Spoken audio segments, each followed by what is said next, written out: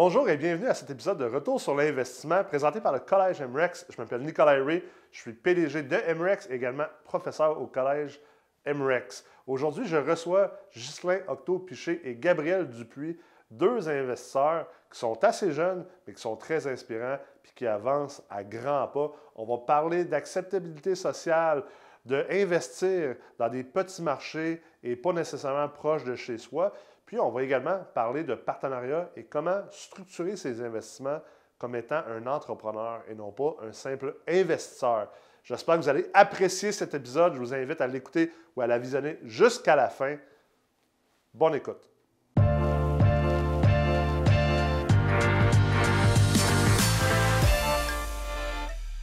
Ghislain et Gab, comment ça va? Salut, Mister, ça va bien, toi? Ça va bien? Yes, sir, ça va bien. Good! Bienvenue à RSI. Merci de nous recevoir. Merci bien. Je sais que vous n'êtes pas full préparé, hein? Non, c'est ça, surtout ma voix, là, à matin. En tout cas, Ouais. t'allais une game de hockey avant hier, là, puis je devenais émotif un peu, là, fait que laissez ma voix là-bas. C'est pas grave, là, les recruteurs de la voix, ils n'écoutent pas cette émission. Non, c'est ça, c'est bon, c'est correct. Mon low pitch risque de m'arracher, là, mais en tout cas. C'est ça. Fait que parlez-moi de votre parcours d'immobilier jusqu'à date. Où est-ce que vous investissez, puis de quelle manière, puis pourquoi? Peut-être que je peux commencer, en fait. Présentement, là, mettons, dans l'actuel, on est concentré à Saint-Côme, dans la Nodière. Au niveau du parcours, en fait, moi et Gabriel, ça fait à peu près... Ça va faire un an cet été là, que notre lune de miel a commencé. Oh! On s'est rencontrés, en fait, là, sur Facebook.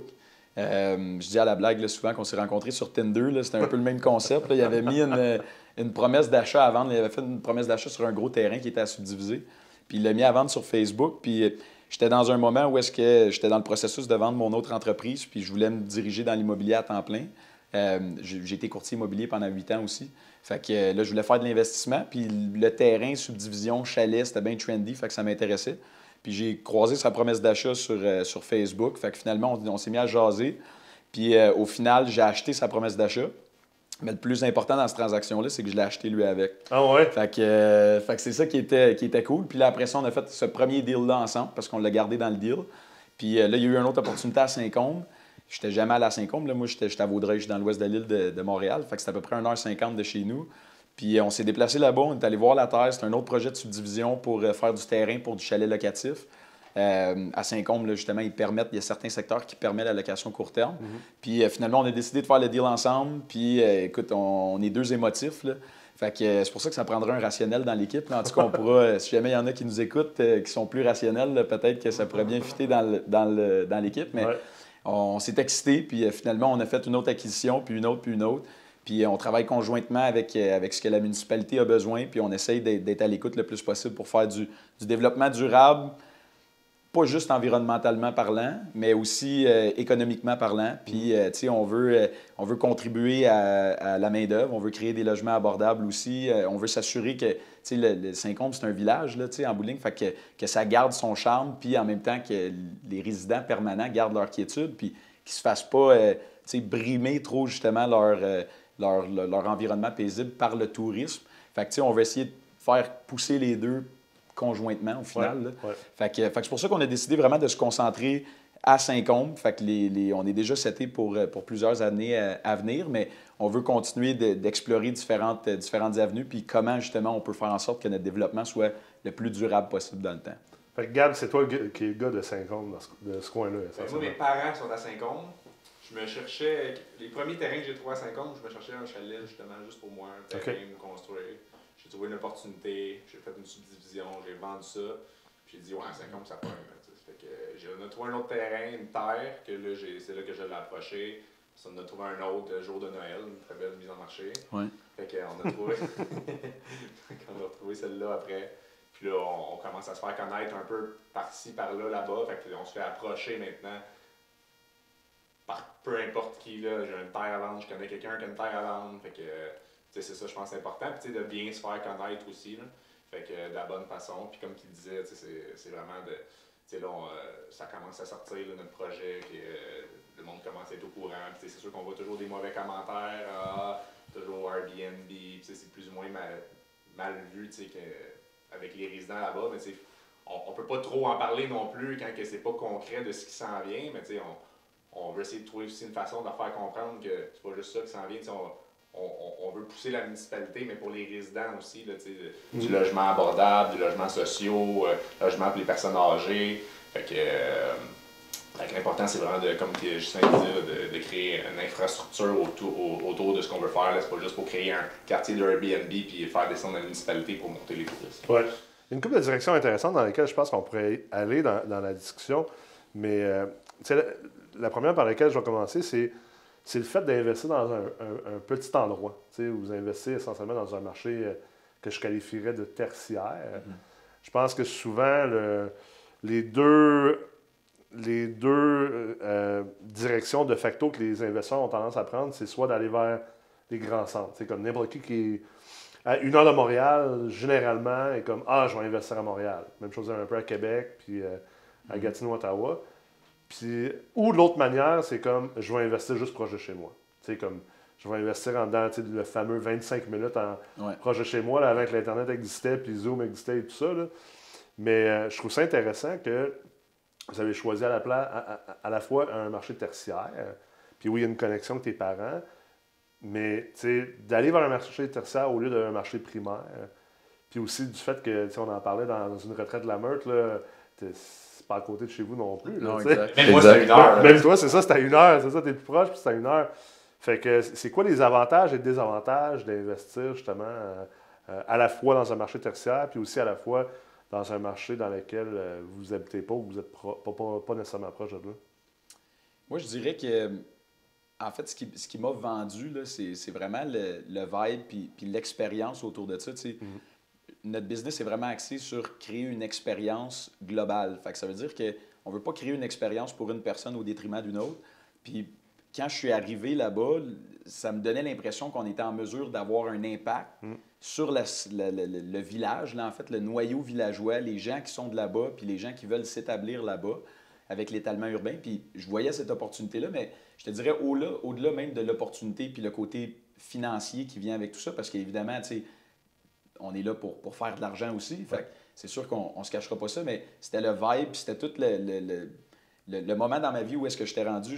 Je venais en fait, comme je t'expliquais tantôt, j'étais dans le processus de finaliser une transaction pour la vente d'une autre entreprise sur laquelle j'ai travaillé pendant quelques années. Puis, en toute transparence, là, on a eu un beau résultat, mais je me suis fait chier pendant 3 ans de temps à monter une business à peu près, puis avec des partenaires qui n'avaient pas les mêmes valeurs, qui n'avaient pas la même vision. Fait que pour moi, c'est important le vibe était vraiment important. Fait que je te dirais qu'au-delà de tous les aspects structure puis économiques, c'est vraiment le feeling, c'est le gut feeling que j'ai eu quand je me suis présenté là-bas. Puis je me suis dit, écoute, c'est un super beau marché, peu exploité, puis il y a beaucoup qu'on peut faire. L'empreinte qu'on peut laisser dans le temps, je pense que ça peut avoir vraiment un bon impact. Fait que de mon côté, c'était vraiment cet aspect-là. Fait que c'est important de ne pas se limiter. D'un point de vue géographique, on entend souvent ça. Là. En fait, je pense que c'est ça, le monde se limite énormément dans où est-ce qu'ils choisissent d'investir. C'est sûr qu'il y a une belle opportunité aussi avec la montagne de ski, qui est la seule montagne de ski dans la Naudière qui est éclairée le soir. Puis, c'est quand même, ceux qui ne connaissent pas ça, quand même assez gros. C'est plus gros que Saint-Sauveur dans la Laurentide. C'est quasiment sur la rive nord de Montréal, c'est comme la 2e plus grosse montagne après Tremblant. Ah ouais, ok. Plus haute montagne. Plus haute, ouais. Pas nécessairement en nombre de pistes, là, mais plus haute. Ouais.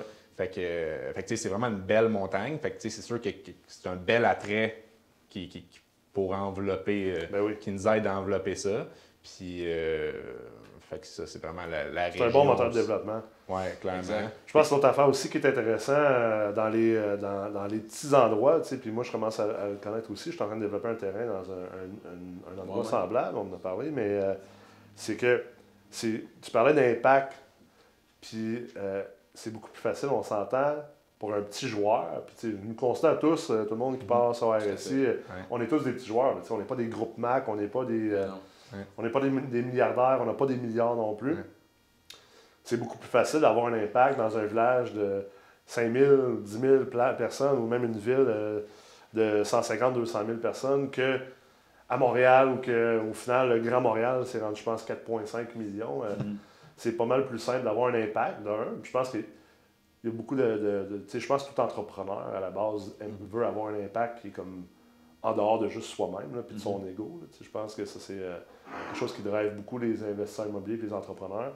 Puis c'est beaucoup plus simple de connaître le monde. Tu sais, je veux dire, tu passes une couple de semaines dans une place comme Saint-Côme, là, si t'es moyennement gentil puis appréciable comme être humain, c'est sûr que tu connais tous les villages. Ah ouais, c'est ça. Tu connais tous les restos, il n'y en a pas gros. Mais tu connais les propriétaires, tu connais la dynamique aussi avec la ville. Fait que tu sais, les procédures, tu sais, puis en même temps, je pense que c'est important aussi d'aller dans une direction. Tu sais, mettons, la ville te donne des idées, des indices. Tu sais, eux, ils ont une vision pour la municipalité, puis les citoyens les ont élus, en fait, pour la vision qu'eux, il y a plus de proximité, ils sont plus parlables. Ben, c'est ça, tu sais, fait qu'ils n'ont pas peur de s'asseoir avec toi à l'hôtel de ville puis de dire, écoute, ben nous, c'est ça qu'on veut, tu sais. Fait que si vous êtes prêts à ramer dans le même sens que nous, ben ça va bien aller, tu sais. Fait que c'est plus... c'est plus facile au niveau de la fluidité puis tu sais, de la rapidité aussi pour mettre des projets, tu sais, créer quelque chose de plus concret au final. Ben, c'est une des raisons aussi pour qu'on a continué là-bas, tu sais, la relation avec la ville, tu sais, c'est de l'or, tu sais, réussir à avoir une bonne communication, des retours rapides, la même vision de où on veut s'en aller. Tu sais, on a d'autres projets dans d'autres municipalités, sans les nommer, que ça ne va pas autant bien. Tu sais, fait que c'est peut-être la dernière fois qu'on va investir là, puis on essaie de se concentrer justement à des places qui vont bien. Pourquoi aller gosser des mois et des mois et des mois quand tu fais le même genre de projet dans des places qui vont super bien, puis en même temps que ça valorise tes autres projets, puis que tu vas te concentrer à la même place. C'est clair. Mais ça, c'est un point intéressant, tu sais, que tu dis, je suis content que tu en parles, puis que les gens entendent ça, tu sais. Concrètement, là, tu sais, on s'entend que depuis peut-être une couple d'années, les investisseurs immobiliers, on est peut-être un peu moins bien vus au Québec, tu sais, il y a une espèce de tangente ou une idéologie de gauche, tu sais, j'aime pas ça dire que tous les gens de la gauche sont anti-développement et tout ça, mais tu sais, ça reste qu'il y a une idéologie, puis un genre de narratif qui est beaucoup plus comme les méchants proprios, on est juste là pour faire de l'argent, puis tout ça. Puis l'abordabilité de logement, on en a parlé tout à l'heure, mais tu sais, il y a beaucoup de ces enjeux socio-économiques-là qui dépendent d'une collaboration de toutes les parties. Puis au final, la plupart des gens qui achètent des immeubles, qui ont des business, c'est du monde que oui, tu veux faire de l'argent, comme tu as dit tantôt, là, tu sais, je veux dire, on ne prendrait pas les risques démesurés qu'on prend versus, mettons, on va dire, les gens qui ne sont pas en affaires. Pour, au final, avoir le même résultat économique. C'est tout à fait, je pense, c'est la base de la société dans laquelle on vit. Mais il faut comprendre aussi que si une municipalité ou une ville est beaucoup moins collaborative, voire même conflictuelle avec les promoteurs immobiliers ou les investisseurs immobiliers, bien, au final, la conséquence, tu sais, à court terme, elle est sur le promoteur. Parce que, tu sais, peut-être un projet qui est bloqué, peut-être un projet qui fait moins de sens, mais au final, la conséquence, elle est sur la ville et au final, sur les citoyens, la population, les locataires, parce qu'il va juste moins avoir de développement, il va y avoir moins d'offres. L'offre actuelle va finir par se détériorer, puis ça n'aide pas personne. Puis je pense qu'au final, si dans le narratif, puis de plus en plus, je vais essayer de partager ça, c'est pour ça que j'en parle, si on est capable de faire comprendre aux gens qu'on n'est pas des sales propriétaires, puis on n'est pas là pour essayer de profiter du monde, on met nos tripes au bat, on est créatif. Je suis convaincu que vous passez bien du temps là-dedans, que vous pourriez faire d'autres choses.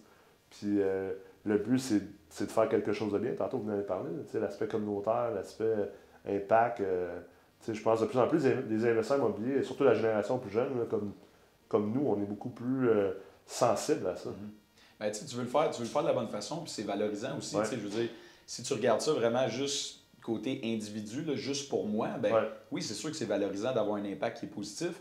Puis pour aller dans le même sens que qu'est-ce que tu dis, c'est ça c'est sûr que c'est difficile, puis tu aimerais ça t'asseoir avec tout le monde dans le village, puis dans la ville ou dans l'endroit où est-ce que tu travailles, puis dire, écoute, je fais pas ça contre toi, au contraire, parlons-nous, puis on va essayer de faire en sorte que ça fonctionne pour tout le monde, puis que tout le monde puisse en bénéficier, puis que ils ont fait un article sur le projet qu'on fait à Saint-Côme, ils ont mis ça sur Facebook, puis tu prends le temps de lire un peu les commentaires, puis a priori, c'est principalement des commentaires qui sont négatifs. Puis il y en a une dame qui dit « Hey, moi, je fais du skidoo, puis grâce à cause de vous, les promoteurs, on n'a plus de trail, on n'a plus de passage, on ne peut plus aller nulle part, vous êtes en train de tout nous bloquer. » Puis un mois avant, on signait une entente avec la Fédération des motoneigistes puis la Ville de Saint-Côme pour leur donner un droit de passage pendant 20 ans sur notre terre qu'on vient d'acheter pour faciliter justement l'accès. Fait que tu te dis, écoute, il y a un manque d'information, puis l'idée négative, a priori, on a fait un effort justement pour faciliter le transport en motoneige. Puis le premier commentaire qui est sur l'article, c'est de dire, vous nous coupez tous nos accès. Avoue que c'est frustrant, par exemple. C'est vraiment quelque chose de frustrant, la mésinformation, la désinformation, puis aussi les conclusions faciles, mais erronées. La conclusion facile de dire, moi j'en ai reçu beaucoup à Sherbrooke, pourquoi tu rénoves puis tu mets les logements à 14,50? Ben parce que j'étais à 400$ du pied carré en rénovation. C'est pas moi qui ai inventé ça, puis c'est pas moi qui ai laissé dépérir ce bâtiment-là pendant les 40 dernières années. C'est moi qui me mets au risque d'essayer de remettre 7 logements sur le marché parce qu'il y a un manque flagrant de logements. Et en offre et demande, ben, la meilleure manière de rétablir les prix, c'est de rétablir l'offre. Malgré qu'il y a bien des gens qui ne comprennent pas ça, même la Banque du Canada. mais c'est frustrant, tu sais.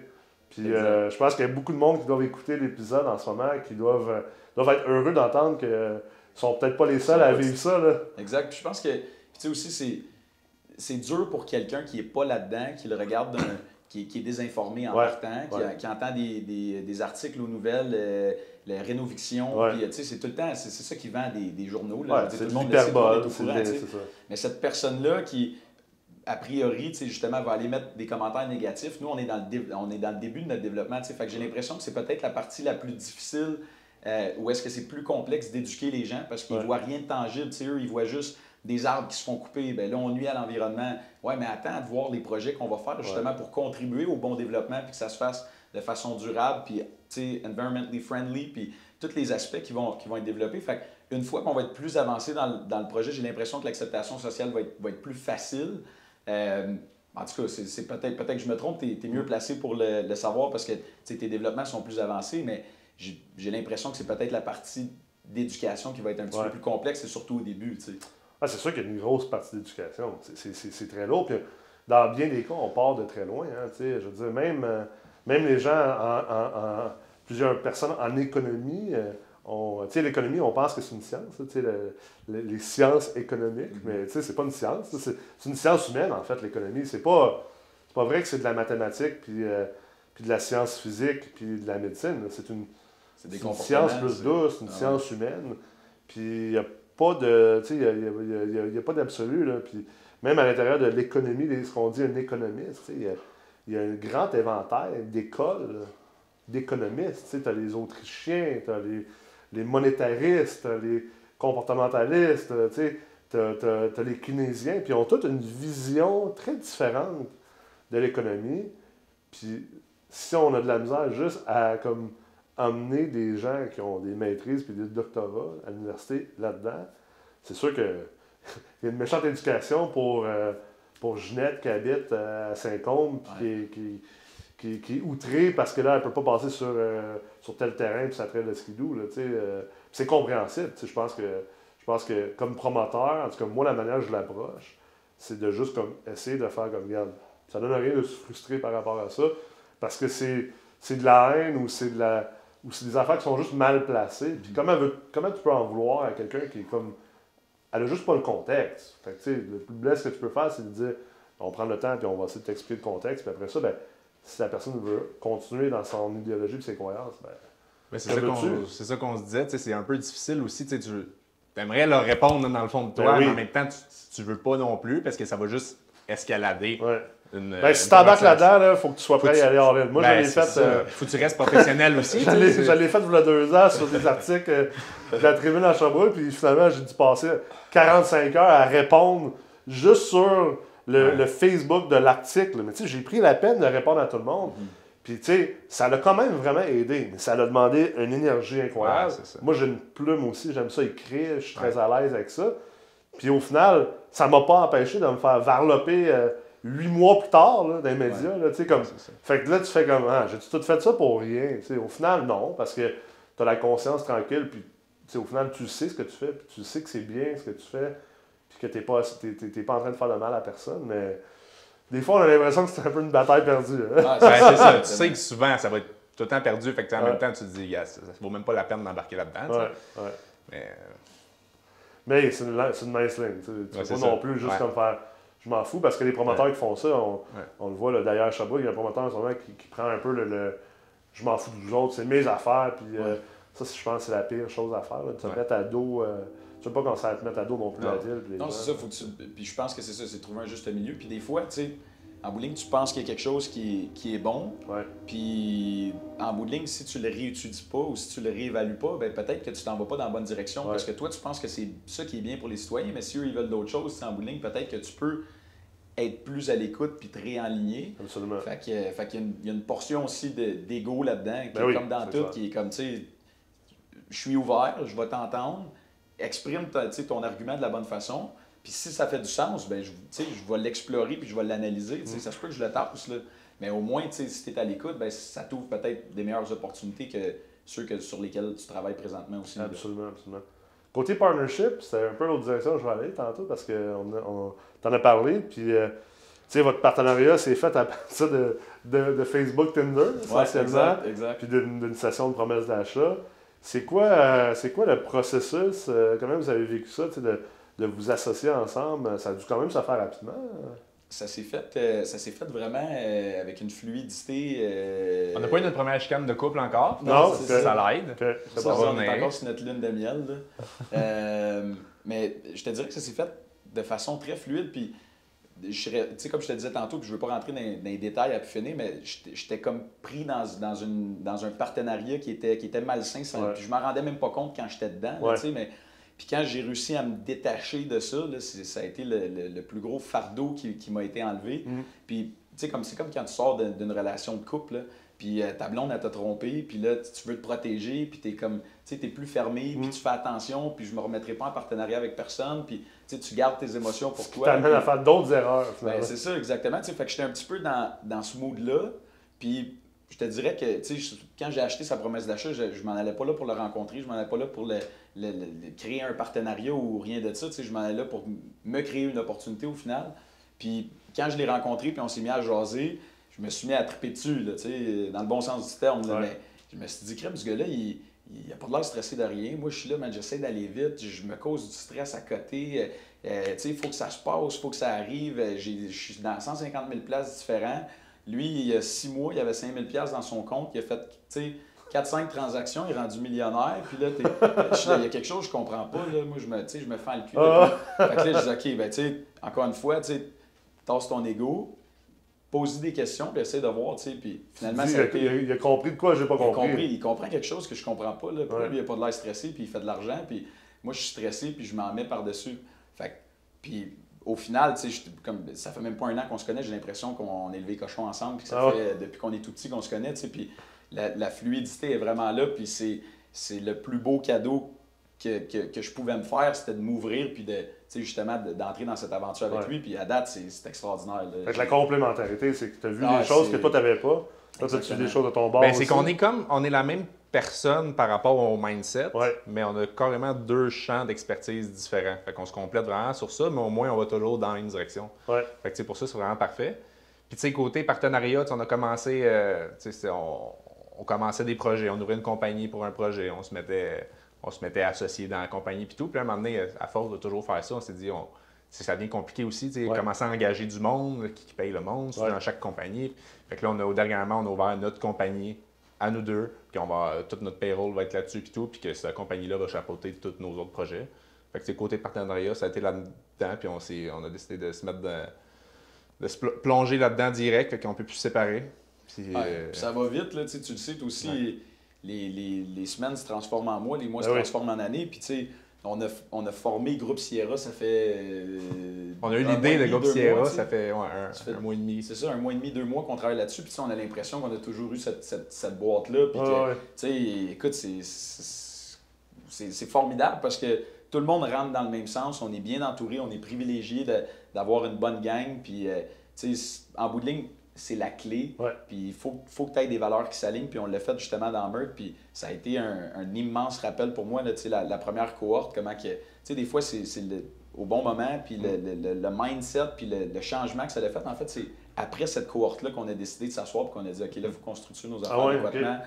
Il faut qu'on bâtisse quelque chose qui va être durable, qui va perdurer dans le temps, puis qu'on va pouvoir grossir à l'échelle qu'on veut aller. Tu sais, parce que là, en ce moment, on est désorganisé, on veut plein d'affaires, mais on est partout, mais on est nulle part, tu sais. Ah ouais. Fait que ça a vraiment remis les choses en perspective, puis on a fait des embauches après ça, puis le qui et non le comment. Puis tu sais, c'est des concepts qu'on entend, tu sais, que j'avais déjà entendu dans le passé, mais le timing, puis de la façon que ça a été présenté, puis la façon que vous l'avez amené, ben, tu sais, ça nous a permis de se diriger. Puis, tu sais, la première cohorte, comme on disait, ça fait 2 mois de ça. Ouais. Puis j'ai l'impression que la première retraite, ça fait 2 mois de ça, puis j'ai l'impression que ça fait 2 ans. Là, ah ouais, t'es sérieux? C'est complètement fou tout ce qui s'est passé dans cette période-là. Là. Ben, c'est là qu'on se rend compte, tu sais, je pense que historiquement, l'immobilier, c'est vu comme étant un peu une affaire que tu fais de manière ad hoc. Tu sais, comme, t'achètes un bloc, t'achètes un autre bloc, tu trouves un terrain, tu sais, comme... Puis au final, t'es comme pas vraiment dirigé, mais tu sais, d'être capable de le voir comme une business, je pense que c'est une immense force.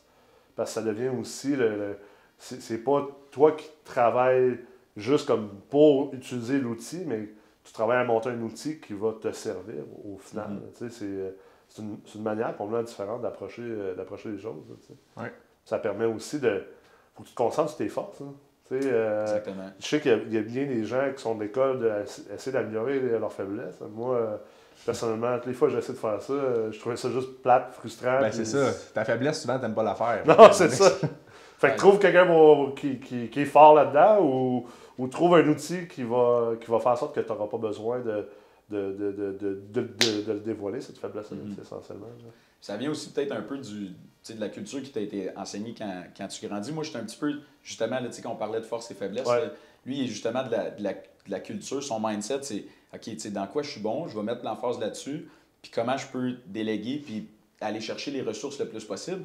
Puis je vais payer pour, là, lui, quand il fait un appel, là, moi, au début, j'étais déstabilisé. Il appelle l'arpenteur, puis OK, ouais, parfait, combien de temps tu peux me sortir ça? Ça va prendre 4 semaines, tu sais. Ouais. OK, parfait, combien ça coûte pour l'avoir en 2 semaines? Ouais, c'est 3 fois le prix. OK, parfait, je le vends en 2 semaines. Là, je suis comme, ouais, mais attends, on est-tu si. Ouais, ça me prend absolument parce que check, on va sauver tel délai. Fait que, tu sais, en bout de ligne, son calcul, il était différent. Moi, j'étais plus de la culture de faut que je fasse tout moi-même, puis il faut que ça soit fait tout adéquatement le plus possible, puis économie de coûts, puis, tu sais, il faut essayer d'en payer le moins possible, puis faire attention à ton cash flow.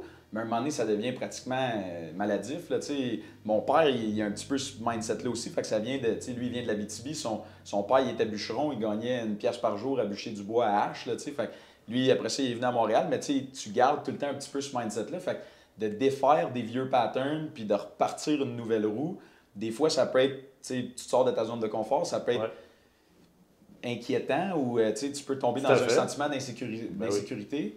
Puis le fait d'avoir ce partenariat-là, ben, lui, il était là sans même le savoir. Là, je ne l'appelais pas en pleurant chaque soir, de dire je ne suis pas confortable, mais il était là pour me supporter. Puis à l'inverse aussi, je pense que c'est ça qui fait la force, c'est que les deux, on se complète bien, puis on est là pour se rassurer, puis s'appuyer un sur l'autre quand c'est nécessaire. Là. Qu'est-ce que vous auriez comme conseil à vous donner à la version de vous de là 2 ou 3 ou 5 ans? Moi, je dirais... une des... en fait, encore une fois, à la première retraite, ça avait vraiment résonné avec moi, là, mais c'était qui et non comment. Fait que, tu sais, puis encore une fois, je l'avais déjà entendu, mais je n'avais pas assimilé le concept comme je l'ai assimilé quand on était à la première retraite. Puis je pense que ça m'aurait libéré énormément de stress. Je pense que j'aurais eu pas mal plus de succès dans mes premières business, côté émotif, tu sais, parce que l'argent, c'est pas juste ça non plus, là. Fait que, tu sais, t'as beau faire de l'argent, mais si émotionnellement, t'es pas bien, comme je me sentais, mettons, dans cette aventure-là, ben, tu sais, en bout de ligne, ça vaut pas la peine parce qu'à la fin, au lieu d'être excité de faire des millions, ben, t'es en crise puis t'as hâte que ça soit fini, tu sais. Fait que ça serait plus, tu sais, qui et non comment, trouver les bonnes personnes, arrête d'essayer de faire tout toi-même, puis mets-toi pas autant de pression, tu sais, c'est correct, là, tu sais, moi, mon objectif quand je suis rentré en business, c'était de retraiter mes 2 parents, tu sais, puis on dirait que j'avais cette espèce de course-là contre la montre, de dire, ouais, ben là, ils sont vieillissants, tu sais, ils sont pas vieux, là, ils ont 55 ans, ils sont top shape, ils sont en pleine forme, mais tu sais, avant qu'ils arrivent trop loin, tu sais, je veux leur permettre ça. Fait que tu sais, tu cours tout le temps contre quelque chose qui n'existe pas nécessairement, tu essaies de faire les choses vite, puis j'ai l'impression que ça me nuit beaucoup. Fait que là, j'essaie de diminuer un petit peu cette pression-là, de prendre plus plaisir à qu'est-ce que je fais, puis de m'associer avec des gens qui partagent les mêmes valeurs. Fait que, tu sais, dans le qui et non le comment, c'est pas de faire tout seul, c'est probablement ce que je dirais. Ouais, j'aime ça. Moi, c'est semblable. C'est sûr que ça fait moins longtemps que je suis là-dedans. En mars, ça fait 1 an que j'ai commencé l'immobilier. Fait que j'avais rien fait avant ça, à part des formations par-ci par-là. Fait que, tu sais, ça a quand même déboulé vite. Fait que je pense que j'ai été chanceux parce que le chemin, c'est quand même bien fait. C'est sûr que comme conseil, peut-être j'aurais commencé plus tôt. Ouais. J'aurais peut-être lâché ma job avant. Puis tu sais, moi, j'avais plus un mindset au début de je voulais tout faire tout seul. J'aurais ma compagnie, ma petite business moi-même. Faire ma comptabilité. Être un one-man show. Ouais, bon, c'est ça. Puis tu sais, pas aller trop haut, puis tout. Puis continuer là-dessus. Puis là, c'est quand je l'ai rencontré que j'ai vu que travailler en équipe, ben c'est tous tes trucs que tu n'aimes pas faire, ben ça peut tomber que lui, il aime les faire. Ou sinon, tu réussis à déléguer du monde, puis c'est que tu peux créer quelque chose de plus gros, puis ça te facilite aussi d'engager du monde pour faire des affaires. Tu sais, quand tu es tout seul, puis tu as une business à toi tout seul, engager 1, 2, 3 employés juste pour tes trucs à toi, ça devient lourd à porter. Ben oui, là. ben oui. Puis, fait que, en gros, hein, peut-être d'avoir commencé plus tôt, ce serait peut-être le conseil que je me donnerais. Nice! Malgré que j'ai quand même 27 ans, là, c'est quand même pas trop pire. Ouais, mais... très bon. Très bon. Ben, écoute, les boys, merci beaucoup d'avoir partagé avec nous autres aujourd'hui. Merci à toi. Merci Merci pour l'invitation. Ça a été une discussion vraiment intéressante. On est comme allé dans des Ouais, endroits, peut-être qu'on voit un peu moins des fois dans les RSI. J'espère que les gens vont apprécier ça. Puis je vous souhaite beaucoup de succès. Je pense que ça va de soi. Je pense que vous êtes sur la bonne piste. Puis vous mettez les bonnes fondations en place. Puis on va sûrement s'en revoir. On va On devrait continuer à savoir se tenir proche de dans toi. une couple de jours. Ouais, c'est ça. Merci les boys. Merci à beaucoup. toi, salut. Merci, à bientôt. Voilà ce qui conclut cet épisode. J'espère que vous avez apprécié la discussion qu'on a eue. Et si vous êtes resté jusqu'à ce point, je vous invite à aller dans la description de cette vidéo sur notre chaîne YouTube et cliquer sur le lien. On a une surprise pour vous puisque vous avez écouté aussi attentivement ce merveilleux épisode de Retour sur l'investissement. Si ce n'est pas déjà fait également, je vous invite à vous abonner à notre chaîne YouTube et on se dit à la prochaine.